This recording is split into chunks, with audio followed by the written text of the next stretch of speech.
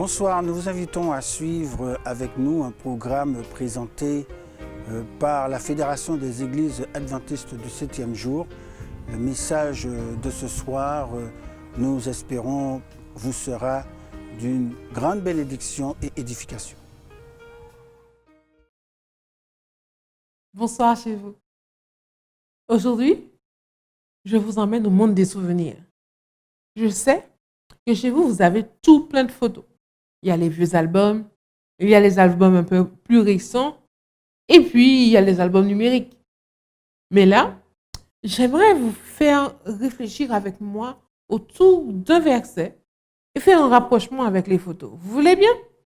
Prenons nos Bibles dans Colossiens, chapitre 3. Colossiens, chapitre 3, verset 11.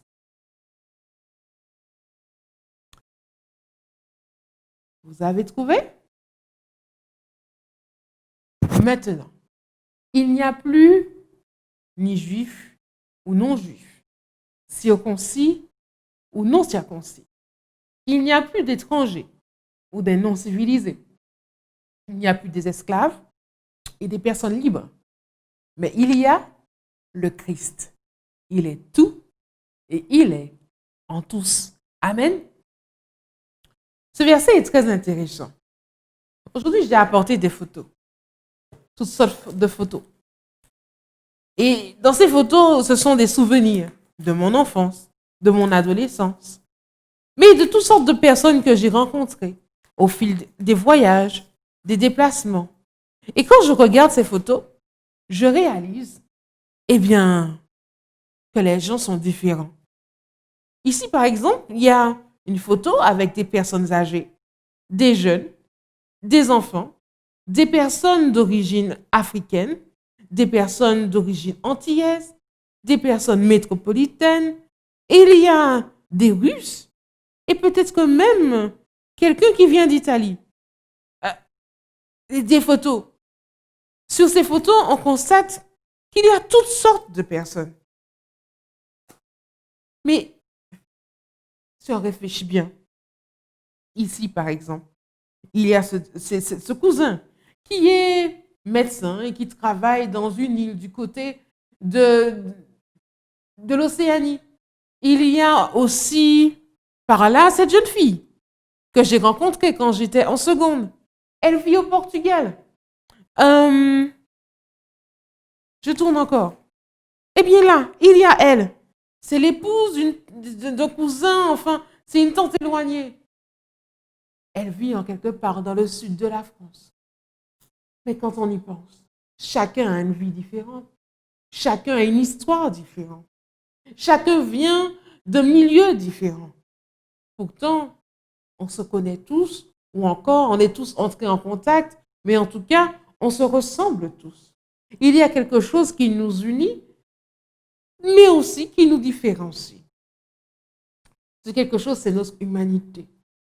Nous sommes tous un, provenant de la race humaine. Mais notre diversité apporte de la couleur. Vous imaginez si on était des ballons, d'accord? Imaginez que chaque personne était un ballon. Que dans votre maison, là, maman, papa, tonton, tati, grand-mère, grand-père, cousin, cousine, et les enfants.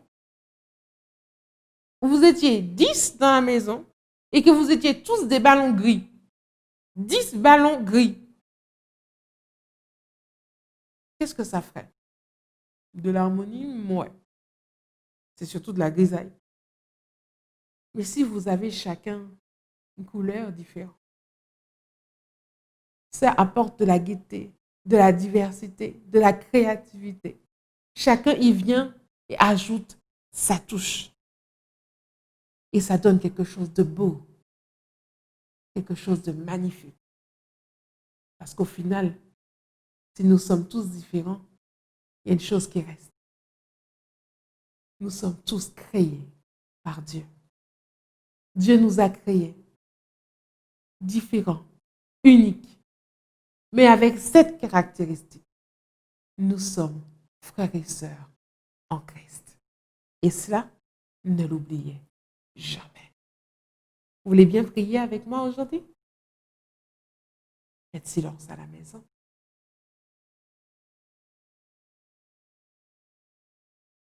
Seigneur Jésus, permets que nous n'oublions jamais. Il y a quelque chose de spécial en chacun d'entre nous. Que tu nous as donné une couleur particulière pour pouvoir marquer ce monde et faire de beaux souvenirs. Permets que nous puissions témoigner à tous de l'unicité et de la beauté que tu as placée dans notre cœur. Au nom de Jésus. Amen. À très bientôt pour une autre histoire en 5 minutes.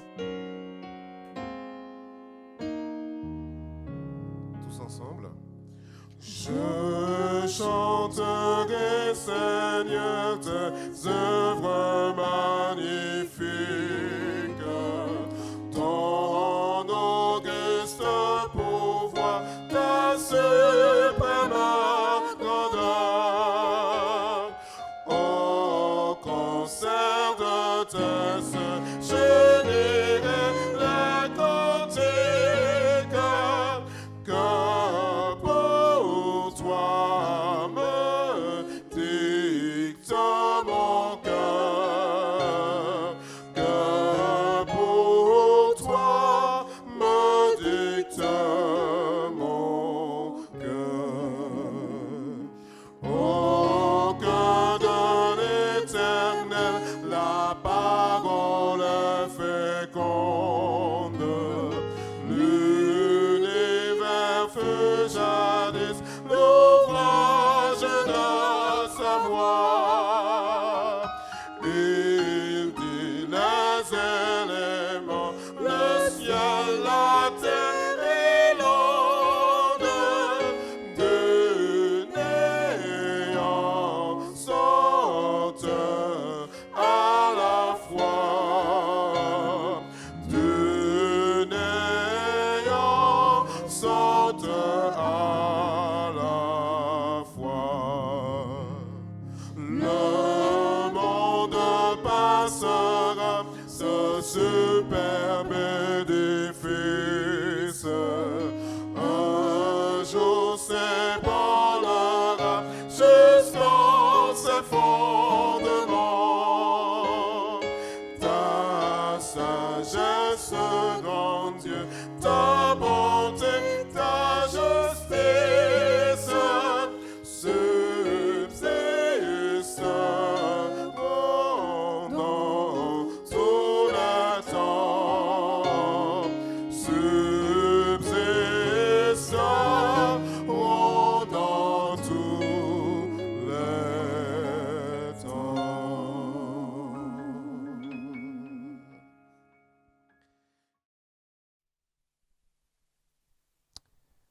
Frères et sœurs, chers amis, chers jeunes, bonsoir. Nous sommes mercredi soir et nous voulons encore parler de la prière. Nous voulons encore vous inviter à assiéger le trône de la grâce par vos prières. Et cela dans le nom de Jésus. Amen. Notre réflexion pour ce soir est titrée « Je le ferai ». Et notre texte de base pour soutenir cette réflexion est tiré de l'Évangile selon Jean, au chapitre 14, les versets 13 et 14.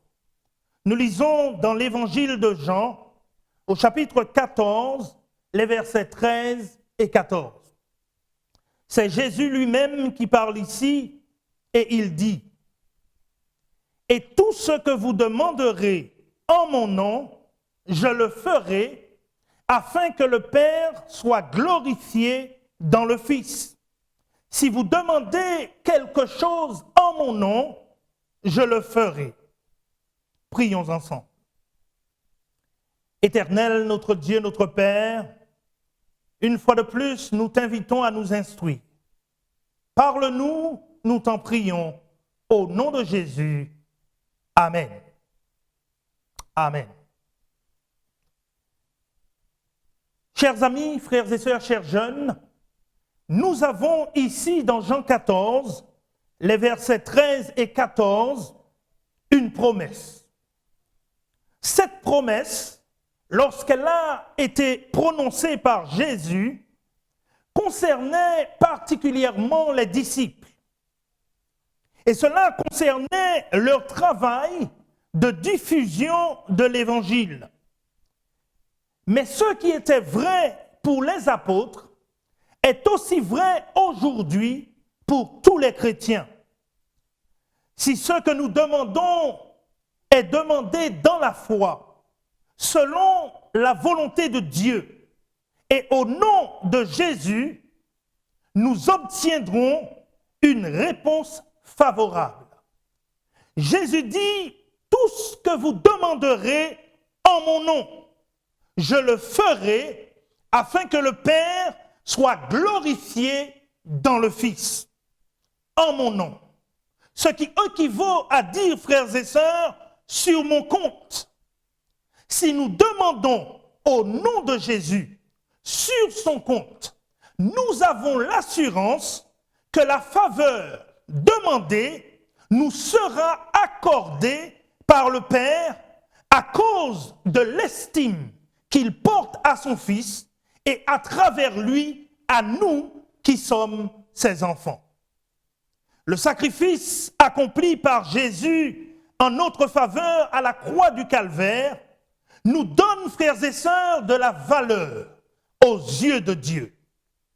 Et en raison de la justice imputée du Christ, nous sommes considérés par le Père comme précieux à ses yeux. Je ne sais pas, frères et sœurs, si vous comprenez ce qui est dit ici à sa juste valeur. Lorsque Dieu le Père nous regarde, il ne voit pas en nous la bassesse du pécheur. Lorsque Dieu nous regarde, frères et sœurs, il voit et reconnaît en nous le caractère, la ressemblance de son Fils, en qui il a mis toute son affection pour la race humaine. Reconnaissons ce soir, frères et sœurs, une fois pour toutes, que nous ne méritons pas que Dieu nous aime. Dieu nous aime à cause de Jésus-Christ, son Fils. Et parce qu'il voit son image en nous, il nous exauce. Nous n'avons aucun mérite pour demander quoi que ce soit au Seigneur notre Dieu.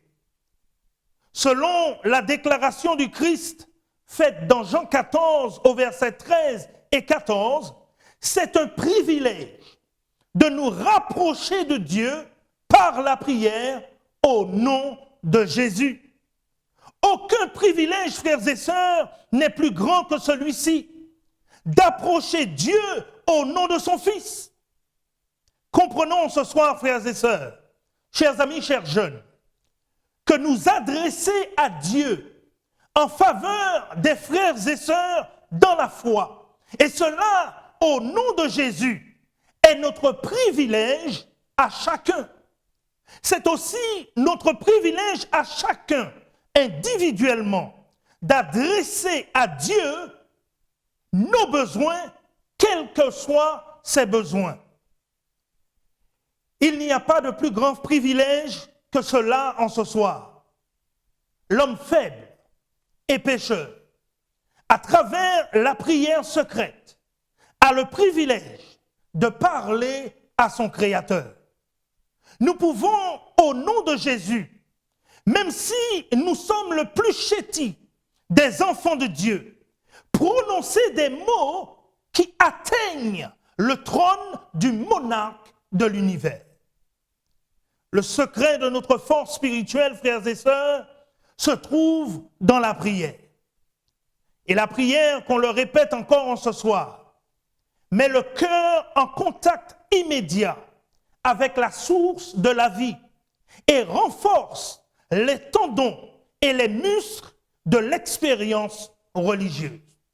Donc nous comprenons par là, frères et sœurs, chers amis, chers jeunes, que négliger l'exercice de la prière ou nous y engager spasmodiquement de temps en temps, comme cela nous semble commode, nous conduira à une sécheresse spirituelle de puissance. Sans l'exercice de la prière quotidienne, les facultés spirituelles perdent leur vitalité et l'expérience religieuse manque de santé et de vigueur. Investissons, frères et sœurs, le trône de la grâce par nos prières. Nos prières ne gênent ni ne fatiguent Dieu. D'ailleurs, l'apôtre déclare, faites en tout temps toutes sortes de prières. Faites savoir au Seigneur vos besoins. Au verset 14 de Jean 14, Jésus confirme à nouveau la promesse.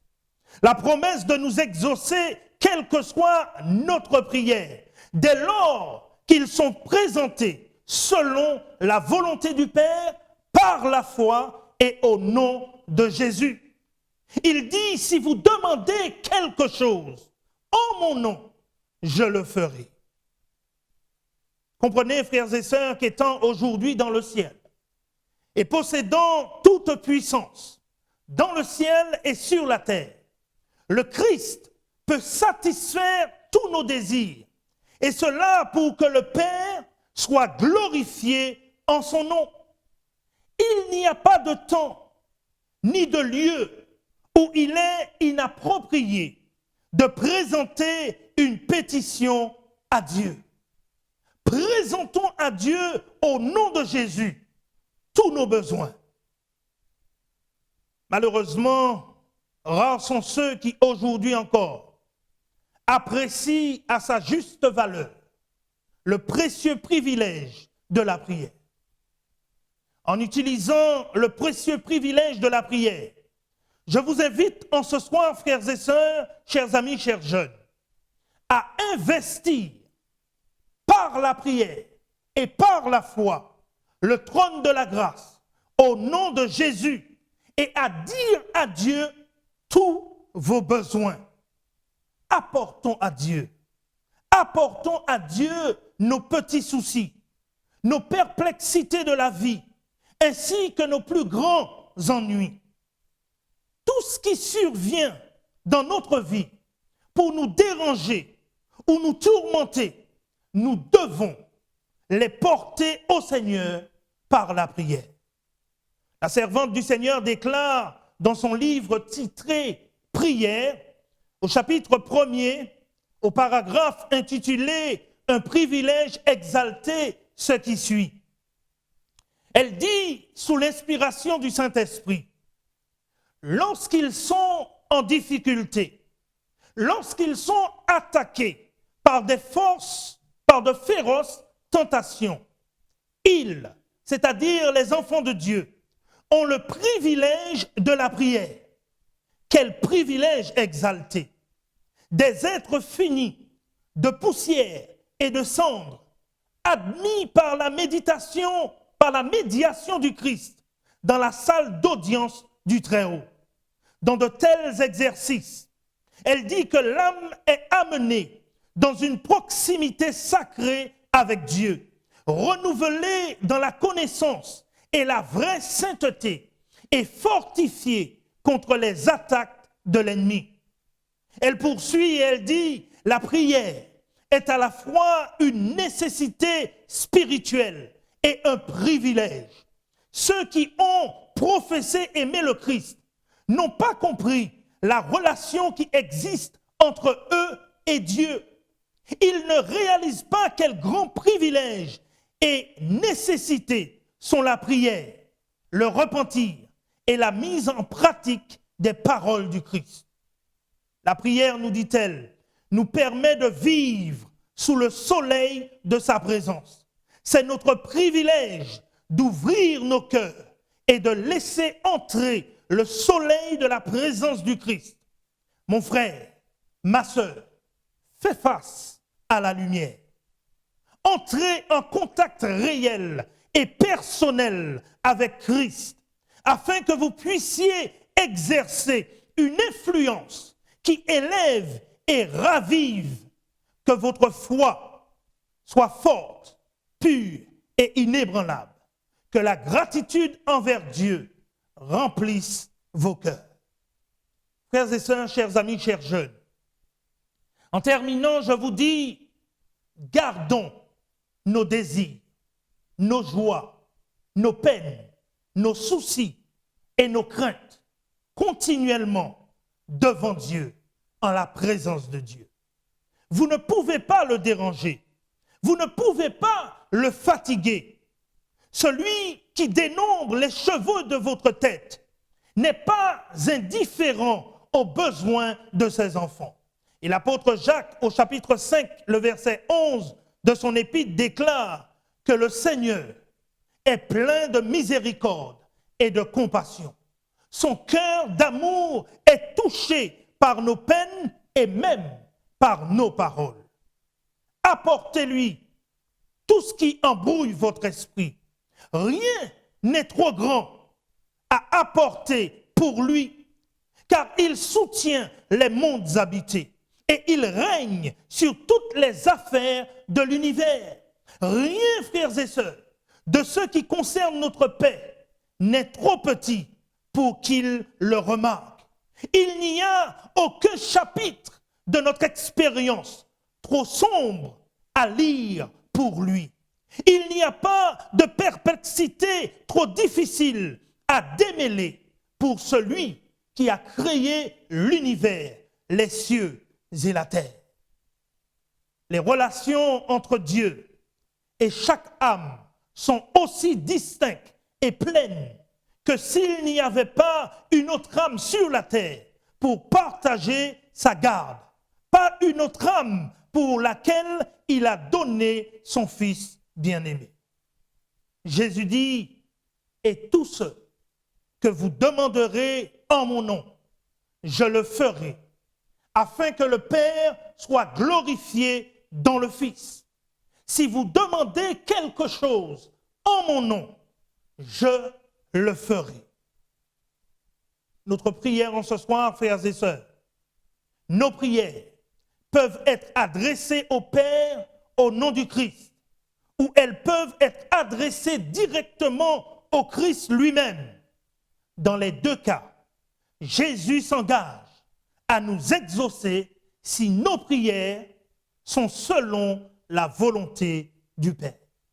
Que le Seigneur nous aide, frères et sœurs, chers amis, chers jeunes, à utiliser chaque jour ce privilège merveilleux de la prière, afin que notre relation avec lui soit fortifiée à salut. Prions le Seigneur. Éternel, notre Dieu, notre Père, nous voulons te dire merci pour ce rappel.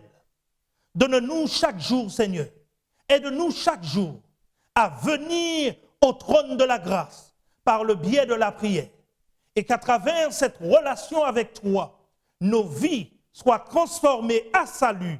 Nous t'en prions au nom de Jésus. Amen.